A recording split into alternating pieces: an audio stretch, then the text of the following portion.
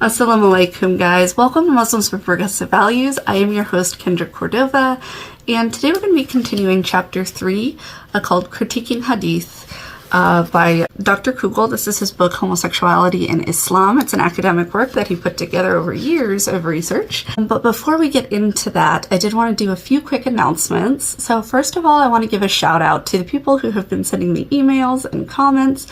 I haven't gotten back to all of you guys yet, but I do want to know that I've been reading these. They mean so much to me and to Muslims with Progressive Values to hear that the videos and content that we are putting out here for you guys, that it has this special place in your heart, that it has helped you guys with your connection with Allah and Islam overall. Some amazing stories from some amazing Muslims from around the world. And I am hoping to continue to get some more from you guys. I would love to feature some of you guys here.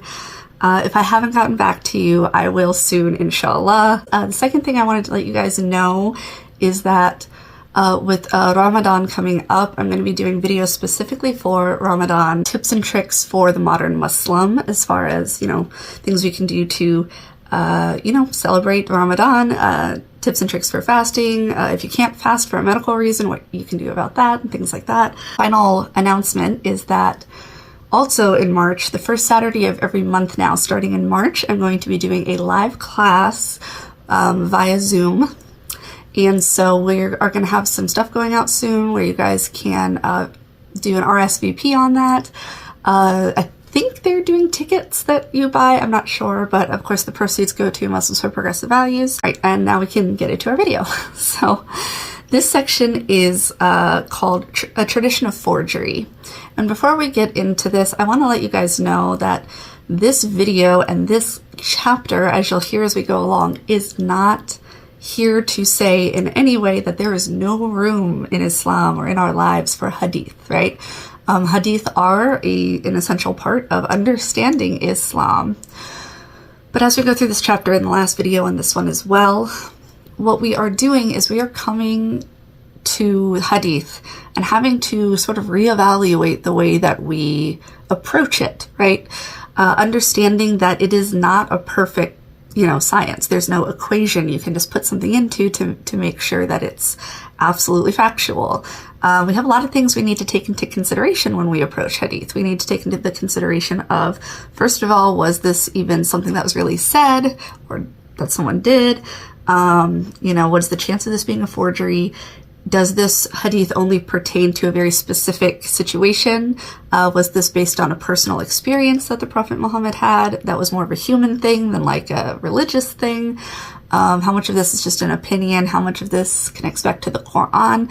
Does this conflict with the Quran? Because if it does, then obviously you can't use it. This section called A Tradition of Forgery is simply going to show us that there are all of the hadith we run into, not all of them are perfect or accurate or true, and that those sorts of hadith started becoming very popular before they were able to sort of stop them from spreading. And once something is said enough, in a way it starts to become true for those people, right? First thing, quote one I want to share with you guys is at the beginning of this section. Dr. Kugel states, "A Muslim can accept the body of hadith in general, reject them in totality, or take a middle position that accepts them in general while trying to sift them for inauthentic reports. Yet all Muslims must confront the fact that the body of hadith contains forged traditions. Some reports purporting to convey the Prophet's words or actions are falsely attributed to him, yet still circulate among Muslims who consider them true.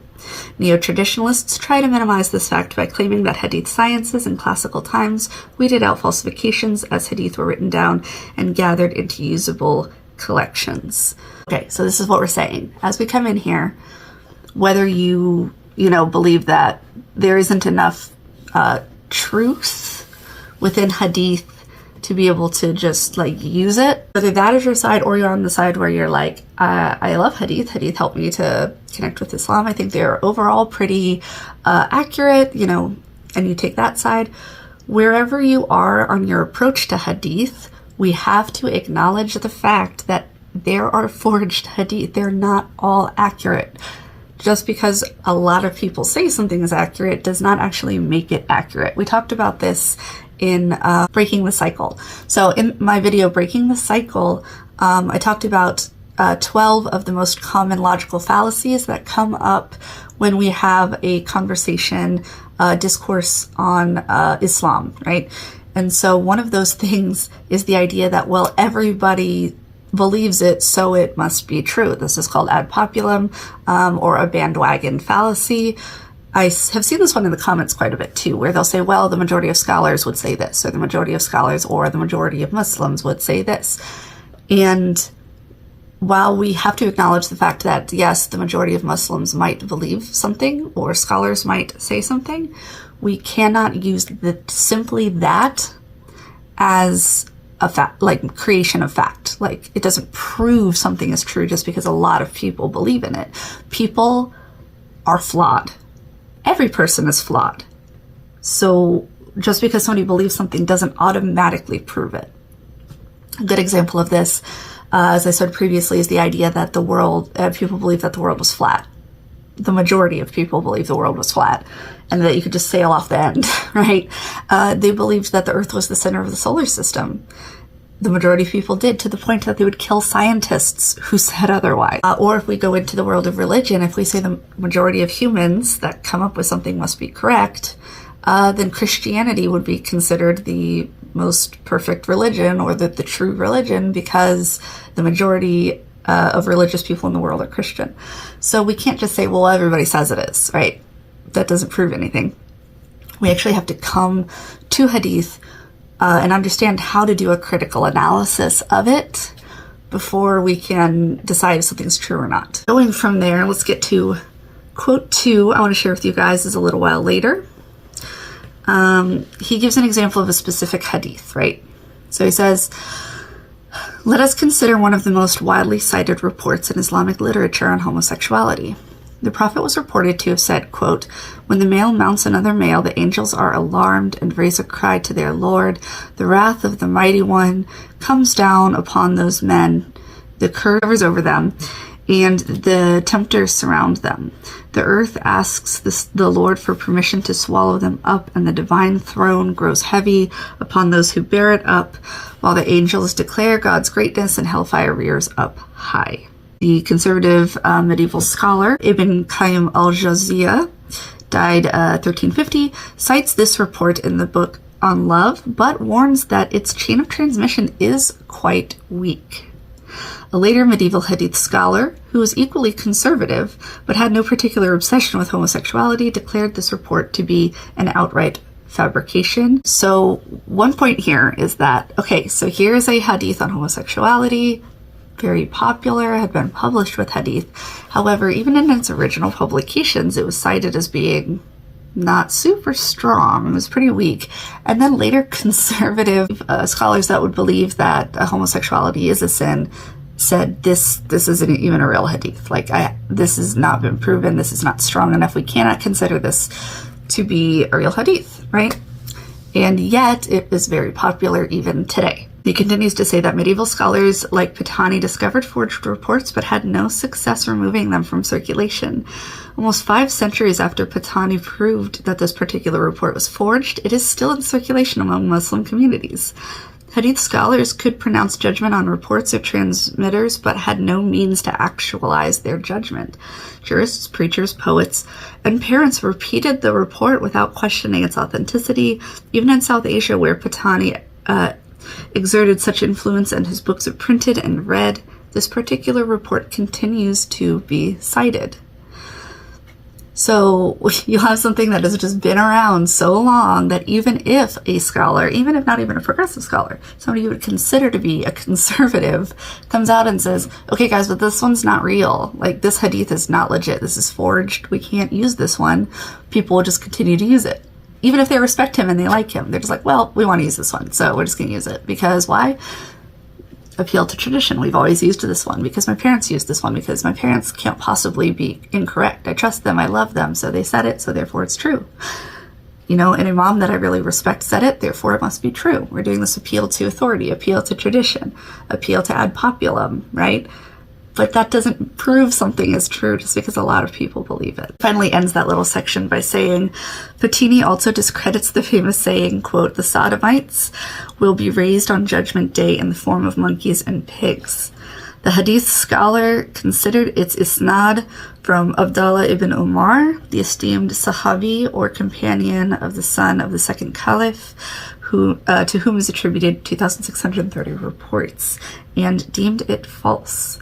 Despite its attribution to a companion revered for his intimacy with the Prophet and knowledge of the Quran, the scholar judged the report to be forged. The link between the report's content and its purported source was illegitimate, and the scholar suggested that it should be cited only to mention its inauthenticity and encourage its removal from circulation, yet we find it still in circulation. Okay, that is now two examples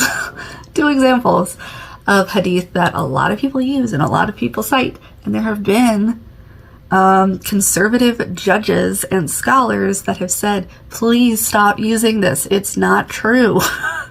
And people still do it. We have to go back and we have to remember that just because something is used all the time, it doesn't mean it's true. We cannot use a he said, she said account of something tell us how we should treat another human being. We always have to return to the core values of Islam. Social justice, doing what is right, not harming others, not harming God's people, God's creation, taking care of the world, taking care of the poor, taking care of the sick, taking care of those in need, taking care of those who are being mistreated. And if you are looking at hadith that tell you to hurt someone or to treat somebody as less than human, and your reaction is, well, it says to, you really need to reflect on why you're a Muslim. I always go back to that quote that I shared previously, that I've always loved so much for years, where it says that we cannot judge our goodness based on the things that we don't do, the things we deny ourselves, and the people we exclude. We must go around judging goodness based on the things we do, the things we embrace, the things we create, and who we include. Showing that there are reports that are being used to harm people, and these reports have been shown to be false multiple times, shows that we really got to be diligent in this. As a community, as an ummah, I know you guys are going to say, well, the scholars already do that. Everybody's job as a Muslim to show up, to learn as much as we can, and to do our best to be the best Muslims we can be. Hey, sorry I had to go and come back. Like I said, things have been very chaotic here, but we're going to continue. So the third thing that I wanted to talk to you guys about is in this section, he explains why this happened. So like why, if they were able to prove that these hadith were incorrect or forged, why did people continue to use them? Or why were they made in the first place? Because some of them were made like way later after the Prophet died. So why did they do that? So he explains here, he asks how to account for these reports and their widespread use even after hadith scholars criticize their narration and declare them false. They circulate because they reflect the Muslim community's prejudice, even if they do not convey an authentic teaching of the Prophet. For this reason, they are cited without scrutiny by scholars as well as other members of the community. This insight also allows us to understand how and why they were forged in the first place. We can hear in them the voice of preachers in the generations after the Prophet died. Preachers and moralists felt themselves responsible for warning Muslims away from what they perceived to be sins through exaggeration of hellfire and pig flesh. If such moralistic preaching were not accepted, either by being ignored or challenged, it had to be reinforced and given legitimacy by the claim that it represented the Prophet's words. Those who placed their own words in the Prophet's mouth might do so with the best of intentions, and we should not imagine that hadith forgers are infiltrators, hypocrites, or heretics. Most likely they were moral leaders of their community who simply assumed that their own opinion, whether formed from prejudice, moral debate, or learning, echoed that of the prophet. Most likely the forgery happened over many generations. The sayings of popular preachers, jurists, and community leaders were repeated, recycled, and then remembered as something integral to the prophet's teachings. When the prophet, quote, could have said, easily morphed into something the prophet, quote, must have said, especially when the report confirmed popular prejudice of the time and was later transformed into something, quote, the prophet did in fact say. In this sense, many reports convey to us the opinions of members of the Muslim community, usually one side of a point of what it would be considered a hot debate, but not necessarily the opinion of the prophet himself. So as somebody who converted to Islam, as many progressives have, because, you know, they read the Quran and it's very progressive, when you run into some of these things, it echoes what we experience in, let's say you converted from the West, what we see in, like, with evangelical Christians. There are many branches of Christianity that use misquotes of the Bible and teachings that they were taught as a way to be prejudiced towards other people, and talk about how evil they are and how they must stay away, and, you know, these people are sinners and they don't deserve life, and then they turn into treating them like animals. If you're raised with that, what happens is that you are scared. You are scared. We often treat other people the way we think Allah would treat us. Like, if you think Allah would punish you and hate you, and you live in this fear because of this thing you were told, you know, you're gonna have that same reaction with other people. This is like a trigger point for you. You're scared. People will do things they normally wouldn't do if you hold a gun to their head, right? Hellfire and saying that God is gonna, like, punish you forever and that God is watching and he hates you and he hates these people. That's holding a gun to someone's head. This is a form of emotional abuse. This is a form of emotional manipulation. Using fear for the sake of fear to try to move people towards a moral line that you think they should be on, instead of using logic and example and all of those things. You're going to scare them into it. As it says here, you don't have to think of them necessarily as these evil people, these heretics that are trying to ruin Islam. Like, they legitimately are scared of those things and are afraid of those things for their people, and so they're going to use what they know, which is fear, to try to get people to do what they consider as, quote, the right thing. You can see this come out. I saw this very recently, actually, in a personal experience that I had, because I'm a teacher of many things. I have, you know, different teaching things I do. And so I had a student here in the West who was a voice that they were very upset that they had a teacher who was a Muslim, and to let me know that I'm going to hell. You could see that she was scared and very angry at my existence, because it brought up this trigger. And that's what happens. So if you put that amount of fear and hellfire and anger and paranoia on someone about homosexuality, the moment they see someone that either talks about it or is or whatever, all of that, like, emotional wire in their head that says freak out, get scared, get angry, that's going to happen. And then I wanted to give an example he gives here of this historical context around this. So he goes on to say that it is clear that Muslim moralists were obsessively concerned with males who practiced anal intercourse. This was a topic of dispute, especially in the later Abbasid Empire, when it became fashionable to own slave boys to prefer sexual intercourse with them to intercourse with wives or female slaves. Many Abbasid-era writers penned witty debates about whether romance or sex with a male slave was more pleasurable than with a female slave, such as the famous literary debate penned by Al-Jahiz, died 868. As the custom became so widespread among aristocracy, the mother of one ruler was worried that her son would become so enamored of his slave boys that he would never beget an heir. So she ordered all the slave girls of the palace to dress in the style of fashionable young men.